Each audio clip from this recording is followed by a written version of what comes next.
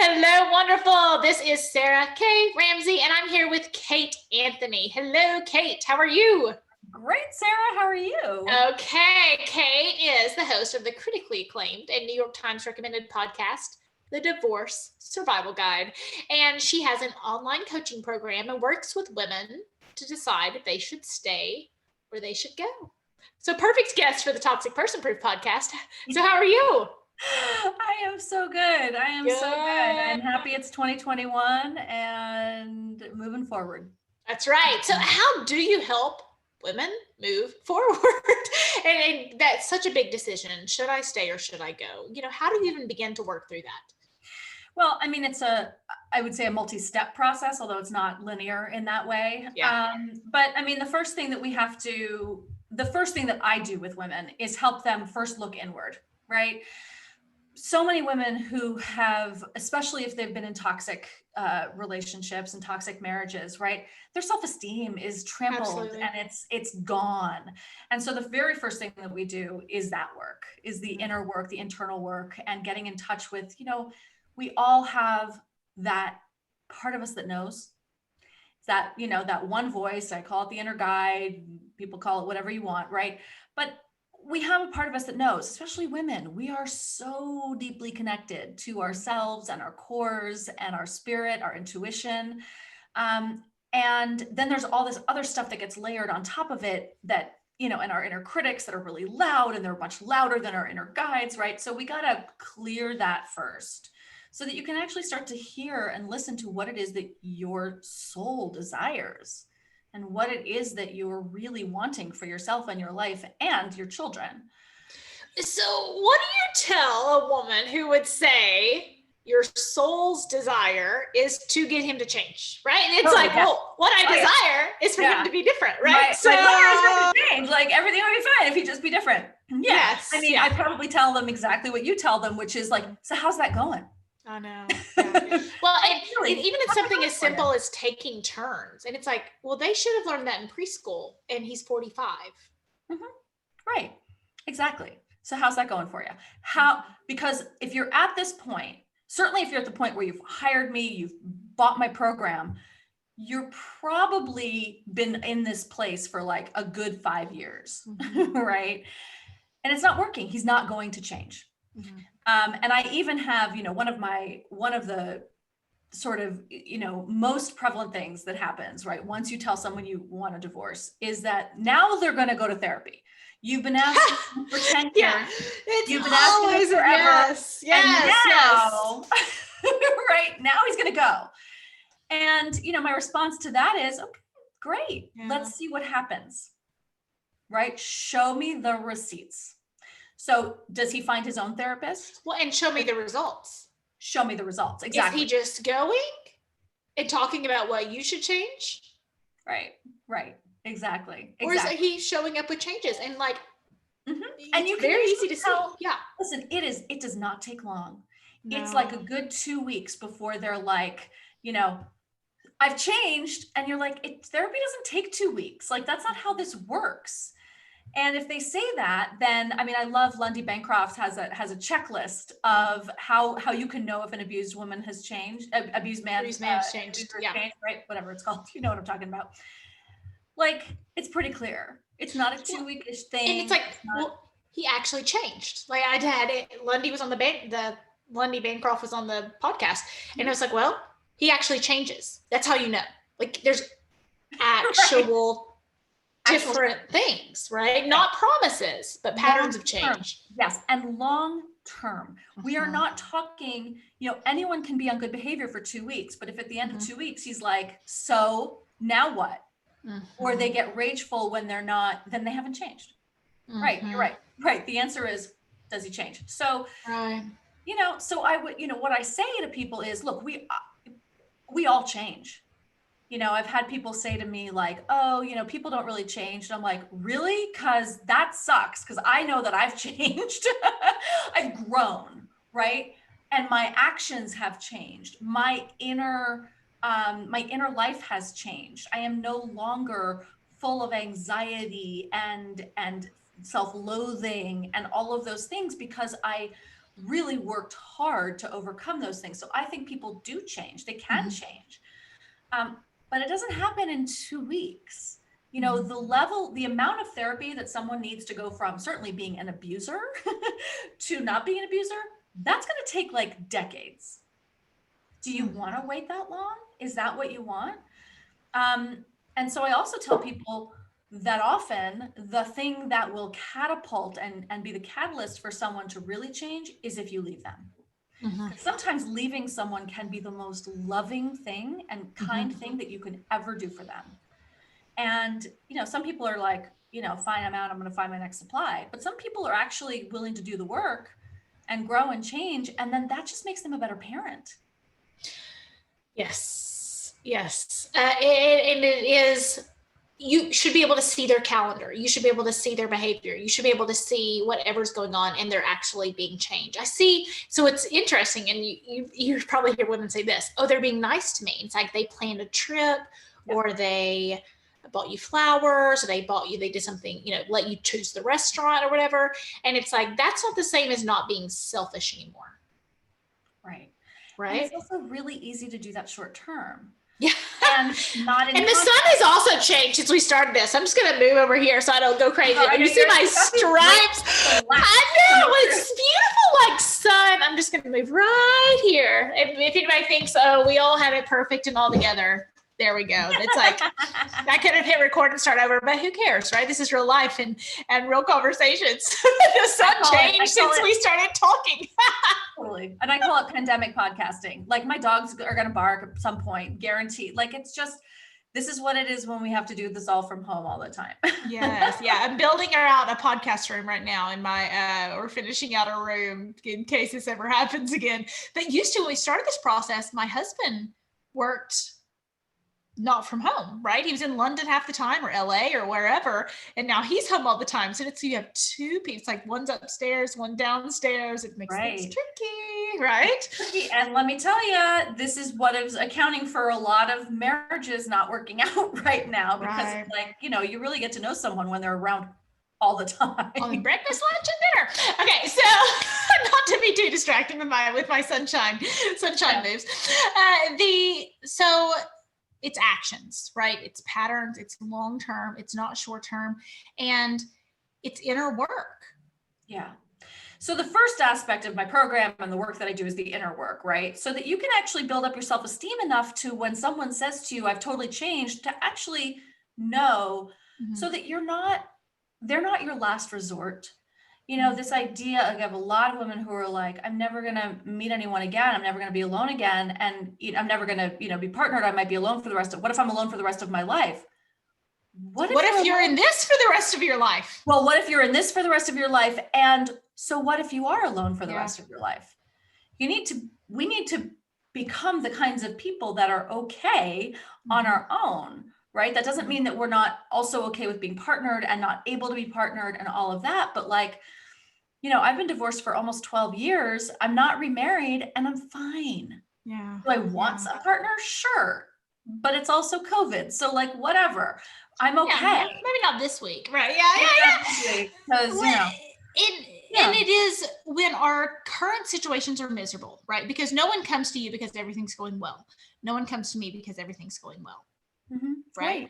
And it's like, well, but if you don't change anything, you know what is going to happen if you just keep going along this? And there was one lady I talked to, beautiful.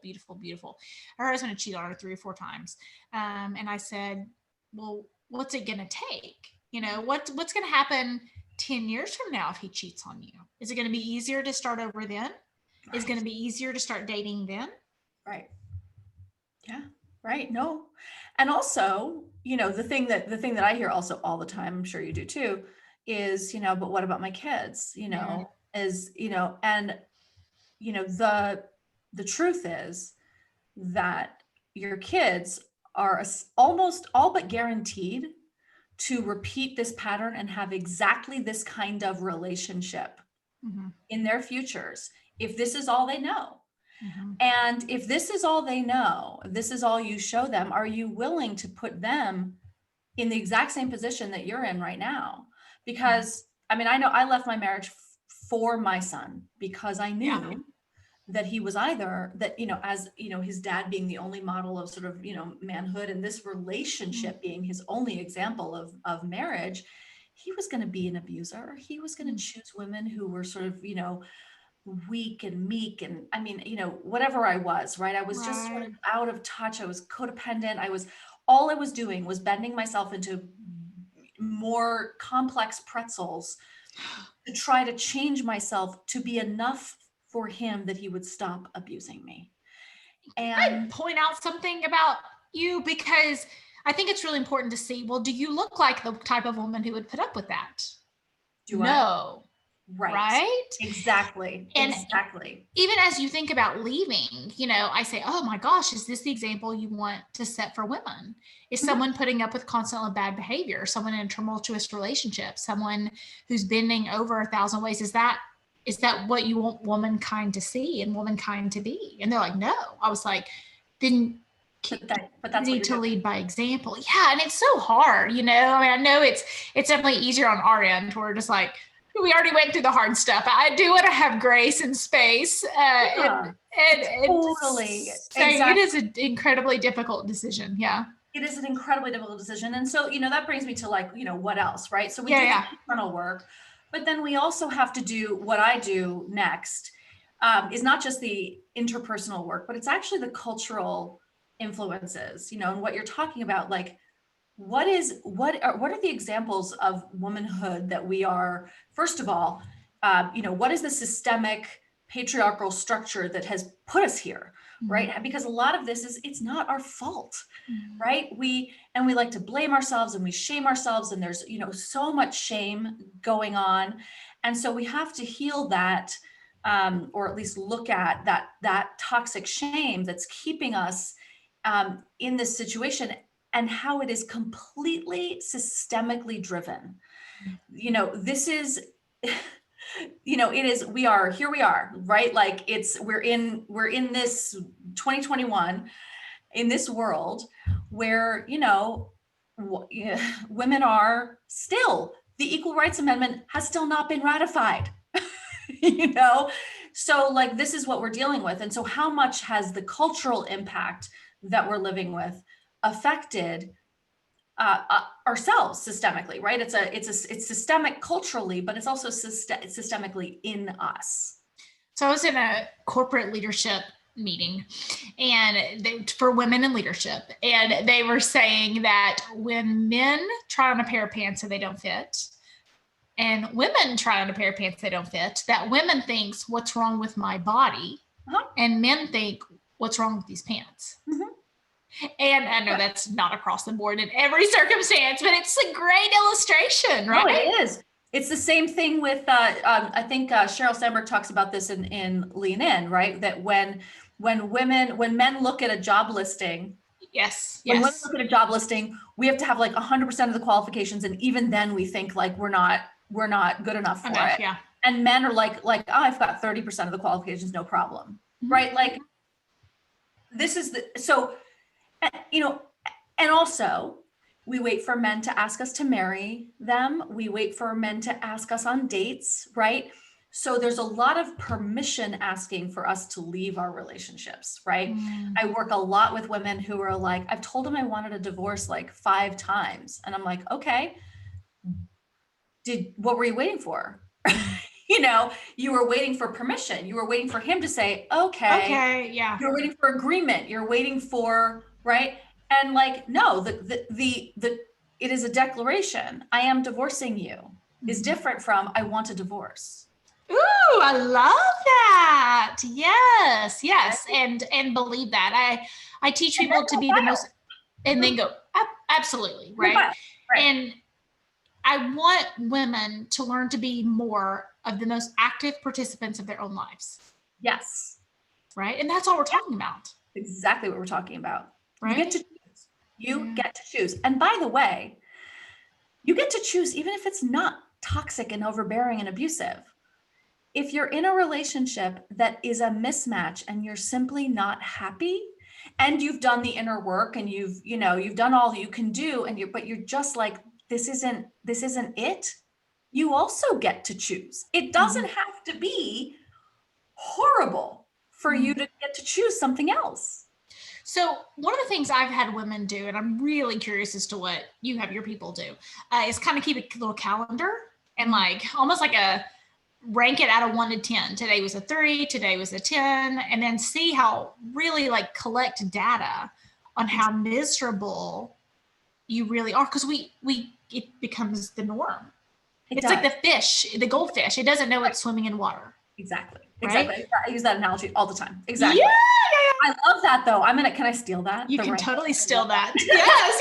Yeah. Because most of my women have already left. I don't have that many that are, in that situation, but it is something who knows where I got. I'm usually pretty good at remembering where I got things from and giving them credit. So I probably did make it up, but I thought it was so important. So how do you help women collect the data they need to feel secure about giving themselves that permission?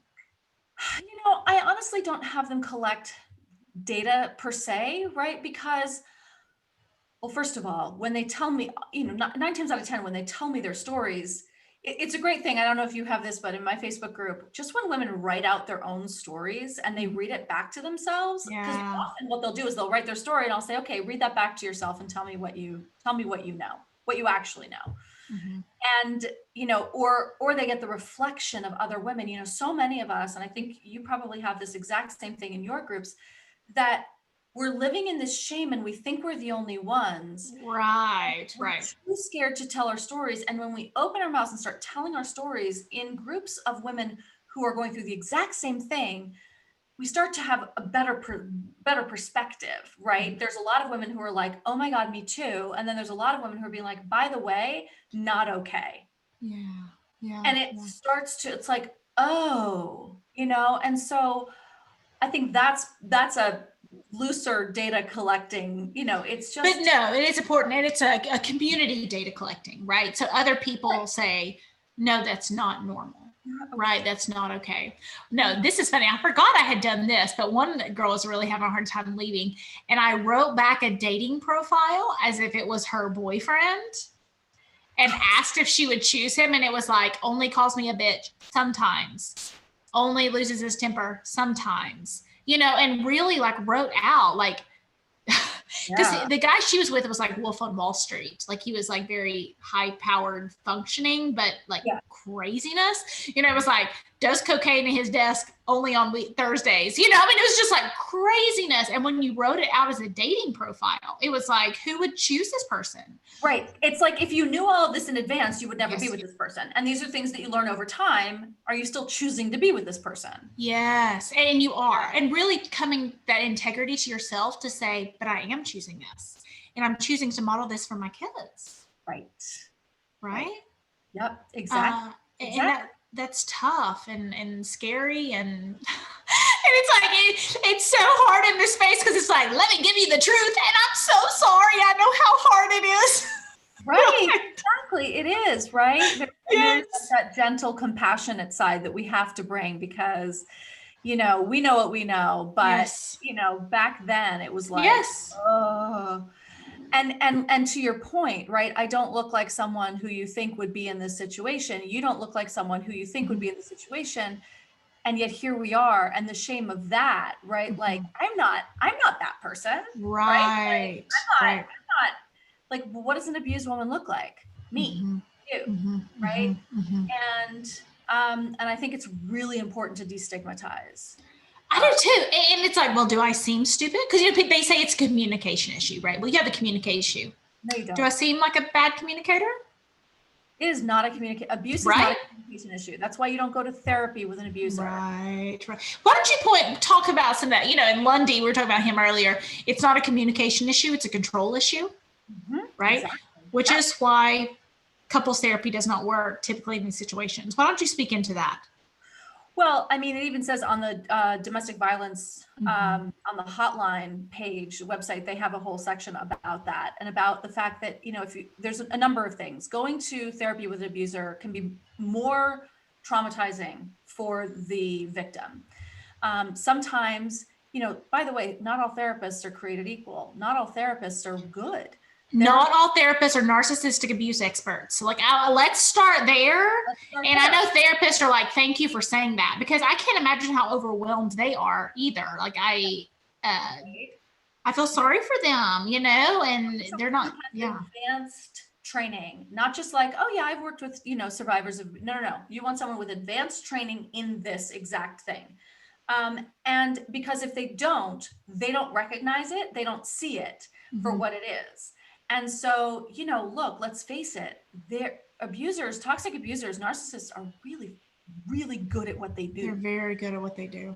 They're very good. They're very convincing. They're charming. They're like all of the things that drew you to them in the first place is, you know, who they are. Often they're totally willing to admit that like they have issues or sometimes they're like, oh yeah, totally like, no, I get it. Like I really do have to work on that. Right. And they'll cop to like the front 5% so that they don't have to worry about the actual work, the 95%. They'll say it all the time. And in couples therapy too, the relationship is the patient. Right. Not you. Like, so if it's like, I'm the patient of the therapist and their job, but they're going to finally convince him that he needs to change, that is not what the therapist is thinking is about to happen. Right. It's not their job. It's not what they're supposed to do. No. In couples therapy. Right. And that's a really great distinction, that in couples therapy, the relationship is the patient. And so they're taking the dynamic and working with that, not the individuals. I mean, it's like you do never go to therapy with an active addict, an abuser, or what was the other thing? There's a third one. Active addiction, abuse, or whatever, I'll think of it.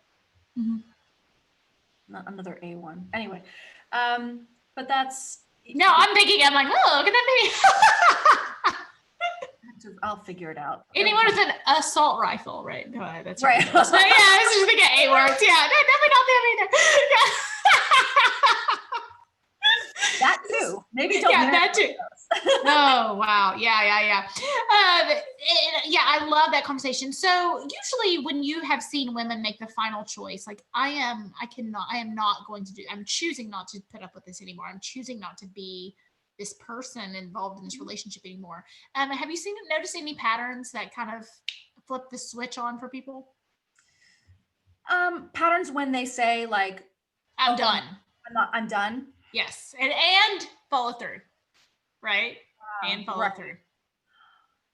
You know, I don't know. That's a really good question. I don't know that there's a pattern. I think that it's ultimately it's having the veil lifted and seeing with clarity. So whether that's through the group setting and hearing other people's stories and really realizing that like, oh my God, this is so not okay. Or, you know, a lot of women come to me and they're like, I've said this 3 or 4 times. I can't say it again and not mean it. And I don't know what to do. I don't even know how to have the conversation. I don't know how, right? And so that's where, you know, working with me, if they're going to like lay down the money and step into this, they're going to follow it through. So sometimes they really don't trust themselves and they need that outside push, but they know that they can't do it anymore. They know that they can. And sometimes the catalyst is they see either behaviors in their children, or their spouse does something so not egregious, in front of or to the children that it's like, oh no. I mean, generally children will be the final, like we will do stuff for our kids that we will never do for ourselves. And if anyone's listening and making that decision, everyone on the other side is saying, don't wait till the detrimental thing does happen that like your kids need therapy for. Yep. Exactly. Right? Exactly. And the younger, the better. The younger, the better. If they're 3 or 4, go now. You know, if they're teenagers, like, I mean, it doesn't matter. Like there's a spectrum of ages and impacts. But yeah, don't wait. Don't wait until the kids are really suffering. Well, and the saddest thing that I've seen, and was it Beverly Engel and I talked about this, her stuff on emotional abuse.